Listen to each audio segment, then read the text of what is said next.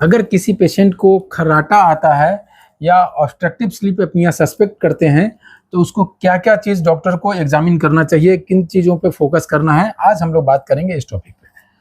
तो सबसे पहले तो पेशेंट का क्लिनिकल एग्जामिनेशन करते हैं, क्लिनिकल हिस्ट्री लेते हैं कि पेशेंट का बॉडी टेक्सचर क्या है, बॉडी ओबेसिटी है, सेंट्रल ओबेसिटी है, नेक गर्थ कितना है, नेक में मसल मास अधिक है, तो ये सारा देते हैं। ऑरोफेरिंग्स को एग्जामिन करते हैं और उसका कंप्लीट सिम्टोमेटिक प्रोफाइल देखते हैं कि पेशेंट को खर्राटा आ रहा है, रात में नींद इंटरप्टेड स्लीप हो रहा है, चॉकिंग सेंसेशन हो रहा है नहीं, अर्ली मॉर्निंग हेडेक हो रहा है नहीं, ये सारा चीज़ों को देखते हैं। दिन भर में झपकी तो नहीं आ रहा है, ये सारा क्लिनिकल स्टडी हम लोग करते हैं और क्लिनिकल एग्जामिनेशन के साथ साथ उस पर आगे बढ़ते हैं। नेक्स्ट टेस्ट करते हैं पॉलीसोमनोग्राफी, जिसको स्लीप स्टडी टेस्ट कहते हैं। वो ओवरनाइट टेस्ट होता है जिसमें कि different parameter apnoea, hypopnoea, apnoea, hypopnoea index और ऑक्सीजन डिसैचुरेशन, ये सारा एग्जामिन करते हैं।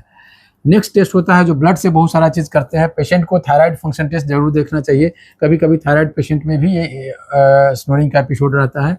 विटामिन B12 का लेवल देखना चाहिए, विटामिन D3 का लेवल देखना चाहिए और ऐसे कंप्लीट ब्लड सेल काउंट भी देखना चाहिए।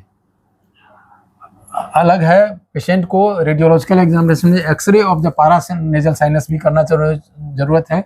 एक्सरे PNS करते हैं ताकि उसमें हम देख सकें कि पेशेंट को डेविएटेड नेजल सेप्टम तो नहीं है, पेशेंट को साइनोसाइटिस तो नहीं है, हो सकता है इन कारणों से भी स्नोरिंग हो रहा हो, इसको रूल आउट करना है।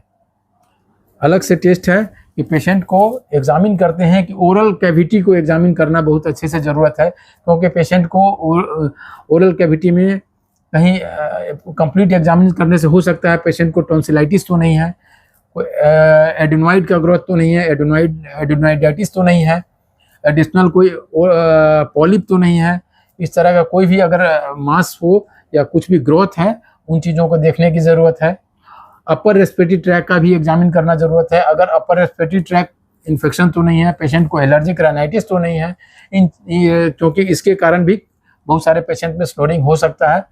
तो ये सारा टेस्ट इन्वेस्टिगेट करके और पेशेंट को फाइनल डायग्नोसिस बनाते हैं और तब डायग्नोसिस बनाने के बाद अगर लगता है कि पेशेंट को ऑब्स्ट्रक्टिव स्लीप एपनिया है, उसके करस्पॉन्डिंग ट्रीटमेंट प्लान करते हैं।